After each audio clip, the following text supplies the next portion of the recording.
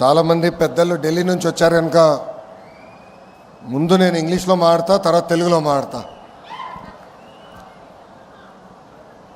గౌరవనీయులు సుమంత్ సిన్హా గారు, CEO chairman renew, గౌరవనీయులు బలరాం మెహతా గారు, CEO రెన్యూ ఎనర్జీ, గౌరవనీయులు స్థానిక శాసనసభ్యులు గుమ్మనూరు జయరాం గారు, గౌరవనీయులు జిల్లా కలెక్టర్ డాక్టర్ వి వినోద్ గారు, గౌరవనీయులు MD నెట్క్యాప్ కమలాకర్ బాబు గారు.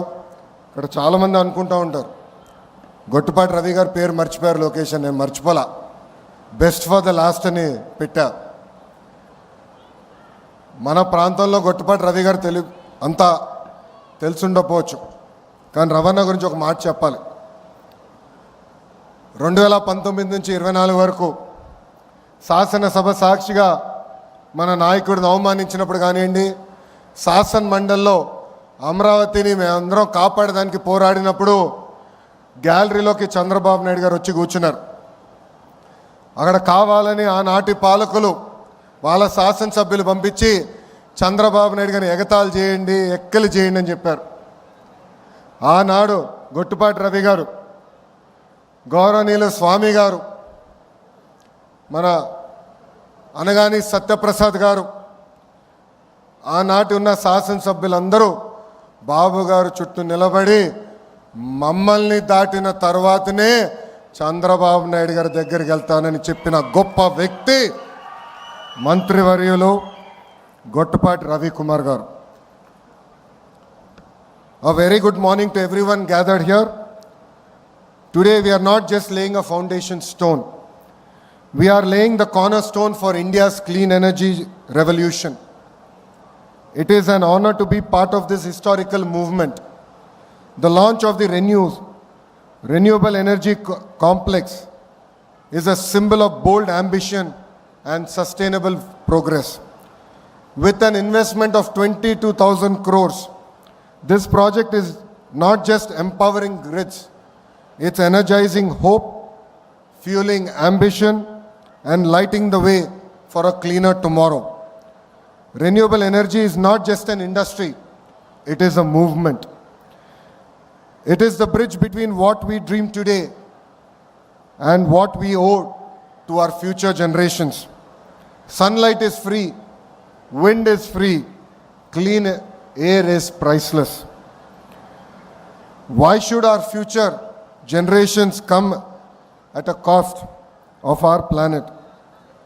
From fossil fuels to future fuels, this is a leap we are making, and we are doing it with a sense of purpose.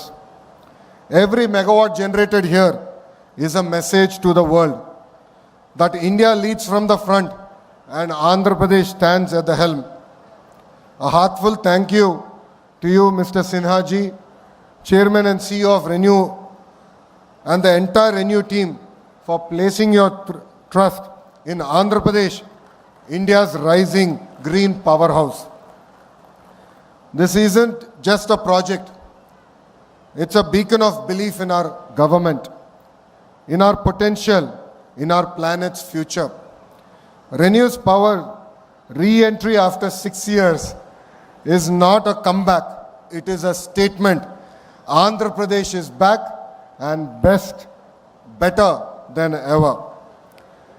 And at the center of this transformation stands a visionary, a leader who sees not just tomorrow but the decades ahead.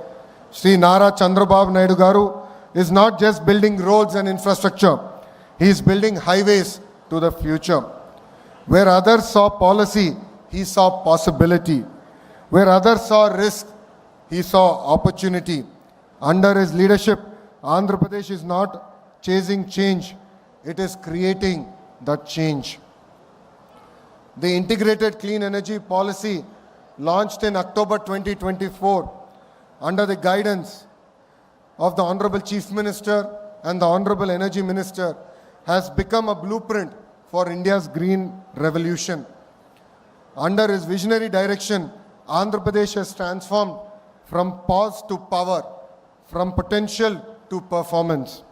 We are proud to say Andhra Pradesh is not just back on renewables map, we are actually redrawing that map. At the RE Invest Summit in 2024, we set an ambitious goal of 72 gigawatts of renewable energy by 2029, a mission that is bold, urgent, and necessary. And we are not just dreaming, we are delivering. In the last 8 months, we attracted titans of clean energy. Tata Power is investing 49,000 crores to build 7,000 megawatts in Andhra Pradesh. NTPC Green Hydrogen is investing 1.86 lakh crores, and our Honorable Prime Minister, Shri Narendra Modi ji, personally came to Visakhapatnam and laid foundation stone for that project. Vedanta Serentica is investing 50,000 crores for 10,000 megawatts. SAEL Industries is investing 6,000 crores for 1,200 megawatts. And Brookfield is also investing 50,000 crores for 8,000 megawatts. And all these investments are coming predominantly to the Rayalaseema region of our Andhra Pradesh. These are not just investments, they are endorsements. Endorsements of trust, vision, and an Andhra Pradesh that is open for green business. The Anantapur Renewable Energy Complex will rise in two powerful phases. Phase 1, 587 megawatts of solar energy, 250 megawatts of wind, and 415 megawatts of battery energy storage system. A total investment of 7,000 crores will be deployed by Renew Energy. And combining with phase 2, a total 1,800 megawatts of solar, 1 gigawatt of wind, 2,000 megawatts of battery energy storage systems with a total investment of 22,000 crores will only come to the Rayalaseema region of Andhra Pradesh. This complex is more than generating power. It will generate livelihoods, empower communities, and energize our economy. After a 5-year lull, Andhra Pradesh is witnessing a green renaissance. A return of renewable energy majors like Renew sends a loud and clear message that this is the decade of Andhra Pradesh. This is the dawn of clean Pradesh. Let us not forget, Renew was one of the largest renewable energy investor in Andhra Pradesh before 2019. Despite the challenges of the past, they are back not just with investment, but with conviction. Because when policies are strong, confidence returns, and when leadership is visionary, growth is inevitable. Mr. Sinha, your belief in our state and its future is really inspiring. Your return is not just a partnership, it is a reunion of vision and values. I was sitting next to Sinha. He was explaining various other projects as a group they want to undertake. I told him only one thing: give Andhra Pradesh the first opportunity and we will deliver on the speed of doing business, and we will ensure that you will call Andhra Pradesh and Rayalaseema your home soon. To all the government officials and the partners who made today possible, thank you very much for being the wind beneath Andhra Pradesh's green wings. We are not just laying concrete here, we are laying a vision of cleaner, greener, and greater Andhra Pradesh. I would request all my cabinet colleagues, MLAs, MPs, NETCAP, and all concerned district officials to extend all support to such projects and ensure that they have absolutely zero difficulty. The collector is also here. He has to take up the responsibility and lead from the front. The Honorable Energy Minister is also here. Any support that is required, we are more than willing to extend. Every step taken today to support investors during project execution will go a long way in establishing us as a leading state in renewable energy deployment and a hub for clean energy.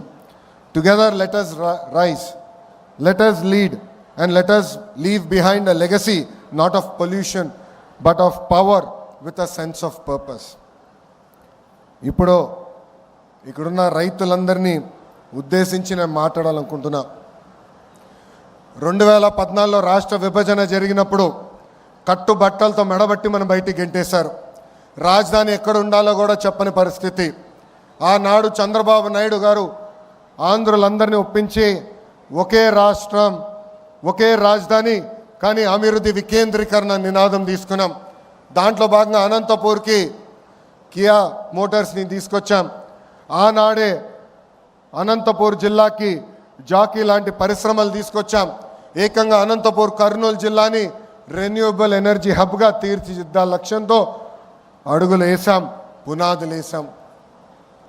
కానీ ఒక్క అవకాశం అన్న మాట ఎన్ని గడిచిన 5 సంవత్సరాలు రాష్ట్రం దారి తప్పింది. దానివల్ల తీవ్రంగా నష్టపోయింది ఆంధ్ర యువకులు. ఎక్కడ ఉద్యోగాలు ఉపాధి లేని పరిస్థితి.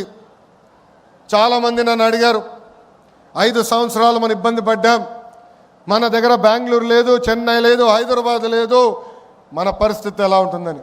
ఆనాడే వాళ్ళందరూ చెప్పా, మన దగ్గర ఒక బ్రాండ్ ఉంది, ఆ బ్రాండే గౌరవ ముఖ్యమంత్రి చంద్రబాబు నాయుడు గారు.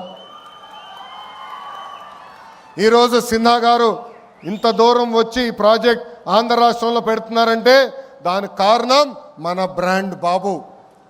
ఈరోజు పెద్ద ఎత్తున టీసీఎస్ ఉత్తరాంధ్రలో పెట్టుబడులు పెడుతున్నారంటే దానికి కారణం ఒక బ్రాండ్, అది బాబు గారు. ఇట్లా పెద్ద ఎత్తున పెట్టుబడులు తీసుకొస్తున్నాం. గౌరవ మంత్రి గారు ఇప్పుడే చెప్పినట్లు బాబు సూపర్ 6లో తొలి హామీ 20 లక్షల ఉద్యోగాలు కల్పిస్తామని. దాంట్లో భాగంగా ఈ ప్రాజెక్ట్ మన ప్రాంతాన్ని తీసుకొచ్చాం. వెనుకబడిన రాయలసీమ జిల్లాకి ఈరోజు తీసుకొస్తాం జరుగుతుంది. ఇక్కడున్న రైతులందరినీ నేను మనస్ఫూర్తిగా అభినందిస్తున్నా. ఇక్కడ ప్లాంట్ వస్తుందంటే మీరు ముందుకు వచ్చి భూములు ఇచ్చారు. తద్వారా కనీసం 10,000 మందికి స్థానిక యువకులకి ఉద్యోగాలు ఉపాధి కల్పించే బాధ్యత తెలుగుదేశం పార్టీ తీసుకుంటుంది. గౌరవ ముఖ్యమంత్రి గారు ఒక టార్గెట్ పెడితే మేము అందరం సీరియస్గా తీసుకుంటాం. 78 గిగావాట్లు ఏకంగా ఆంధ్ర రాష్ట్రానికి తీసుకురావాలని చెప్పారు. విద్యాశాఖ మంత్రిగా నేను అధికారులకు ఆదేశాలు జారీ చేశాను. కంపెనీలతో సెంటర్ ఆఫ్ ఎక్సలెన్స్ ఏర్పాటు చేశాం. వాళ్ళకు కావాల్సిన దానికి మన యువకులను తీసుకుని ట్రైనింగ్ అందజేసి ఏకంగా వాళ్ళ కంపెనీలోనే ఉద్యోగాలు ఉపాధి కల్పించే బాధ్యత మేము తీసుకుంటాం. ఈ ప్రాజెక్ట్ వల్ల రాబోయే రోజుల్లో మన కరెంటు ఛార్జీలు తగ్గుతాయి. గడిచిన 5 సంవత్సరాలు 1 మెగావాట్ కూడా రాలేదు, 1 బ్యాటరీ స్టోరేజ్ సిస్టమ్ రాలేదు. గడిచిన 5 సంవత్సరాలు వాళ్ళు చేసిన తప్పుల వల్ల ఈరోజు మనందరం ఏకంగా భారం పడుతుంది, మన పైన పడింది. మనం డబ్బులు చెల్లించాల్సిన పరిస్థితి వస్తుంది. అందుకే ఇలాంటి ప్రాజెక్టులు తీసుకొచ్చి కరెంటు ఛార్జీలు తగ్గించే లక్ష్యంతో మీ ప్రభుత్వం పనిచేస్తుందని ఈ సభాముఖంగా తెలుపుతున్నా. మన నేలపై జనరేట్ చేస్తున్న కరెంట్ ఏకంగా ఆంధ్ర రాష్ట్రానికి కాదు, మొత్తం భారతదేశానికి మన ఆంధ్ర రాష్ట్రం అందించబోతుంది. గౌరవ ప్రధానమంత్రి నరేంద్ర మోడీ గారు ఒక విజన్, ఒక సంకల్పంతో పనిచేస్తున్నారు. మనం చూసాం, ఉగ్రవాదులు మన భూభాగంలోకి వచ్చి అమాయకులను చంపారు. ఢిల్లీలో ఎంత పనున్నా అమరావతి పనులు తిరిగి ప్రారంభించేదానికి గౌరవ ప్రధానమంత్రి గారు పిలిస్తే ఆంధ్ర రాష్ట్రం, ఆంధ్ర ప్రజలు నన్ను పిలిచారు, నేను తప్పనిసరిగా వస్తున్నానని వచ్చి తిరిగి శంకుస్థాపన చేశారు. ఆనాడే గౌరవ ప్రధానమంత్రి గారు ముందర నేను చెప్పా, ఆంధ్ర ప్రజలు కోరుతున్న అన్ని కోరికలు గౌరవ ప్రధానమంత్రి గారు తీర్చుకుంటూ వస్తున్నారు. దాంట్లో భాగంగానే ఈ ప్రాజెక్ట్ రాయలసీమకు వచ్చింది. త్వరలో కర్నూలు కూడా హైకోర్టు బెంచ్ తీసుకొస్తాం. గౌరవ ప్రధానమంత్రి గారిని కూడా రాయలసీమ గడ్డపైకి తీసుకొస్తామని ఈ సభాముఖ రాయలసీమ ప్రజలు కూడా తెలుపుతున్నాం. గడిచిన 5 సంవత్సరాలు రోడ్లు కాదు, రోడ్ల పైన పడిన గుంతలు కూడా రిపేర్ చేయలేదు. గడిచిన 5 సంవత్సరాలు 1 పెట్టుబడి రాలేదు, 1 ఐటీ కంపెనీ తీసుకురాలేదు. పొద్దున్న లేచిన దగ్గర నుంచి రాత్రి వరకు మేము అన్ని తలుపులు తడుతున్నాం, అన్ని గడపలు తొక్కుతున్నాం. దాంట్లో భాగంగా నేను డావోస్కి వెళ్ళా. సిన్హా గారు గౌరవంగా నన్ను భోజనం పెట్టి పిలిచారు. ఆ భోజనంలో ఆయన ఒకటే చెప్పారు, గడిచిన 5 సంవత్సరాలు ఎన్ని కష్టాలు పడ్డాం, కానీ ఈసారి బాబు గారు తిరిగి వచ్చారు, నువ్వు అడుగుతున్నావు. అందుకే నేను ఆంధ్ర రాష్ట్రంలో పెట్టుబడి పెడతా, ప్రత్యేకంగా రాయలసీమ ప్రాంతంలో పెట్టుబడి పెడతానని చెప్తాం జరిగింది. సిన్హా గారినే కాదు, టాటా సన్స్ చైర్మన్ చంద్ర గారిని కూడా కలిసాం. 3 గంటల సేపు ఆయన ఆఫీస్లో నేను కూర్చుని మాట్లాడా. దాంట్లో భాగంగానే టాటా ఎనర్జీ వచ్చింది, టీసీఎస్ వచ్చింది, ఇంకా అనేక పెట్టుబడులు కూడా టాటా లాంటి సంస్థలు పెడుతున్నాయి. ఇవన్నీ మీకు ఎందుకు చెప్తున్నానంటే, ఇక్కడ చాలామంది నిరుద్యోగ యువతి యువకులు ఉన్నారు, తల్లిదండ్రులు ఉన్నారు. ఒక లక్ష్యంతో మేము పనిచేస్తున్నాం, ఒక కసితో మేము పనిచేస్తున్నాం. అది 20 లక్షల ఉద్యోగాలు ఆంధ్ర రాష్ట్రానికి తీసుకొచ్చేదానికి. డిఎస్సి నోటిఫికేషన్ ఇచ్చాం, 16,347 టీచర్ పోస్టులు కూడా వచ్చే నెలలో భర్తీ చేసే బాధ్యత కూడా కూటమి ప్రభుత్వం తీసుకుంటుందని ఈ సభాముఖ నిరుద్యోగ యువతి యువకులందరికీ హామీ ఇస్తూ, నాకు ఇంత అద్భుతమైన అవకాశం ఇచ్చిన మీ అందరికీ పేరు పేరున నా హృదయపూర్వక ధన్యవాదాలు తెలుపుకుంటూ, ఇలాంటి పెద్ద పరిశ్రమలు వచ్చినప్పుడు ఆహ్వానించాలి, పెట్టుబడులు పెట్టించాలి. సమస్యలు ఉండొచ్చు, మేమందరం ఉన్నాం పరిష్కరించేదానికి. గౌరవ శాసనసభ్యులు ఉన్నారు, మంత్రి గారు ఉన్నారు, నేనున్నాను. మీకు అండగా నిలబడతాం, మీ తరపున మేము ఆడతాం. కానీ పెట్టుబడి రావాలి, పెట్టుబడులు వస్తేనే మన పిల్లలకి ఉద్యోగాలు వస్తాయి. దయచేసి ఇది అందరూ గుర్తుపెట్టుకోవాలని ఈ సభాముఖం మీ అందరు తెలుపుకుంటూ మీ అందరి దగ్గర నుంచి సెలవు తీసుకుంటున్నా. అందరికీ నమస్కారం. జై హింద్, జై హింద్, వందే వందే. అందరికీ నమస్కారం.